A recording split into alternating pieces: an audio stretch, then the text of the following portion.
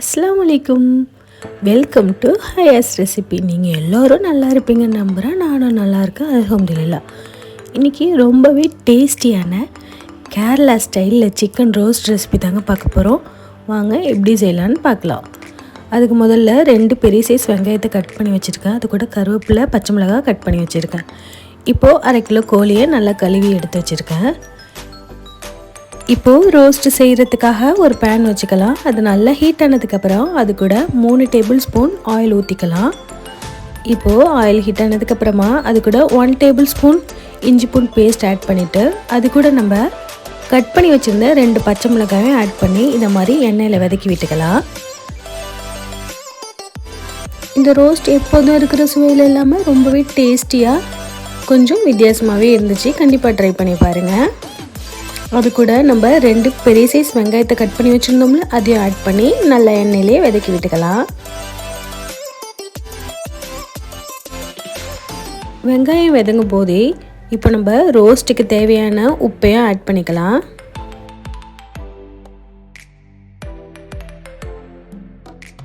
நம்ம வெங்காயத்தை ஆட் பண்ண உடனே உப்பு ஆட் பண்ணால் வெங்காயமும் சீக்கிரமாக வதங்கிடும். அதே சமயம் சுவையும் கூடுதலாக இருக்கும். வெங்காயம் ரொம்ப கோல்டன் ப்ரௌன் ஆகணும்னு அவசியம் இல்லை. இதை மாதிரி டிரான்ஸ்பரண்ட்டாக ஆனதுக்கப்புறமா அது கூட நம்ம மசாலாவெல்லாம் ஆட் பண்ண போகிறோம். இப்போது ரோஸ்ட்டுக்கு தேவையான மசாலாவெல்லாம் ஆட் பண்ணிடலாம். மிளகாய்த்தூள் 1/2 டீஸ்பூன், ஜீரகத்தூள் 1/2 டீஸ்பூன், மஞ்சள் தூள் 1/4 டீஸ்பூன், கரம் மசாலா 1/2 டீஸ்பூன், அது கூட 1 டேபிள் ஸ்பூன் கொத்தமல்லி ஆட் பண்ணிவிட்டு அதையும் நல்லா இது மாதிரி எண்ணெயிலே சாட்டே பண்ணி விட்டுக்கோங்க.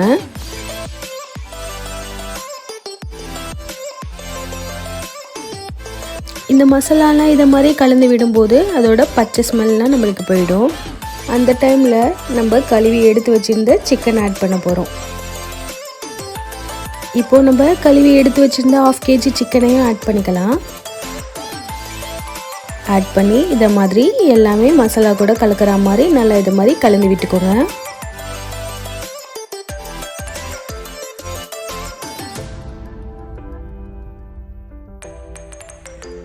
இப்போது நம்ம ரோஸ்ட்டு இன்னுமே ஃப்ளேவராக இருக்கிறதுக்காக இது கூட நம்ம கருவேப்பிலை ஆட் பண்ண போகிறோம். நல்லா ஒரு கைப்பிடி அளவு இது மாதிரி கருவேப்பிலை மேலே ஆட் பண்ணி அதையும் நல்லா கலந்து விட்டுக்கோங்க. இப்போது இந்த சிக்கன் எல்லாம் நல்லா வெந்து வரதுக்காக ஒரு 1/2 கிளாஸ் தண்ணி ஊற்றி அதையும் நல்லா இதை மாதிரி கலந்து விட்டுருங்க.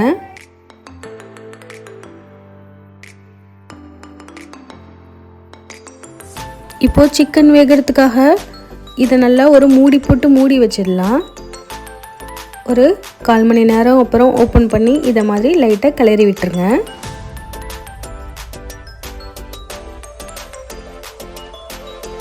கிளறி விட்டுட்டு திரும்பியும் ஒரு மூடி போட்டு மூடி வச்சு ஒரு 10 நிமிஷத்துக்கு அப்புறம் நம்ம இறக்கிடலாம். இப்போ 10 நிமிஷத்துக்கு அப்புறம் ஓப்பன் பண்ணி பார்த்தா இதை மாதிரி எண்ணெய்லாம் பிரிஞ்சு அழகாக வந்திருக்கு பாருங்கள். இந்த டைமில் லைட்டாக கிளறி விட்டுட்டு இது கூட ஃபைனல் டச்சப்புக்காக நம்ம கெச்சப் தான் ஆட் பண்ண போகிறோம்.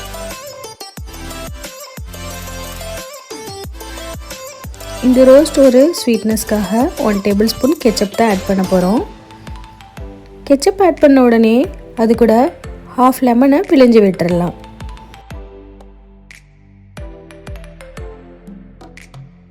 உங்களுக்கு இன்னுமே கொஞ்சம் கூடுதலாக ஸ்பைசினஸ் வேணும்னா இது கூட நீங்கள் லாஸ்ட்டாக பெப்பர் ஆட் பண்ணிக்கலாம். நான் எனக்கு இந்த ஸ்பைசினஸ் போதுங்கிறதுனால பெப்பர் எதுவுமே ஆட் பண்ணல. அவ்வளோதாங்க, ஈஸியான டேஸ்டியான Kerala style chicken roast ready ஆகிடுச்சு. கண்டிப்பாக ட்ரை பண்ணி பார்த்துட்டு எப்படி இருக்குன்னு கமெண்டில் சொல்லுங்கள். என்னோடய வீடியோவை பிடிச்சிருந்துச்சுன்னா ஒரு லைக் கொடுங்க. இந்த சேனல் இப்போ தான் ஃபஸ்ட் டைம் பார்க்குறீங்கன்னா மறக்காமல் சப்ஸ்கிரைப் பண்ணிவிடுங்க. நீங்கள் சப்ஸ்கிரைப் பண்ணுறதுனால எனக்கு ஒரு சப்போர்ட்டாக இருக்கும். இதை மாதிரி நெக்ஸ்ட் ஒரு இன்ட்ரெஸ்டிங்கான வீடியோவில் நம்ம மீட் பண்ணலாம். வீடியோ லாஸ்ட் வரையும் பார்த்ததுக்கு தேங்க்யூ.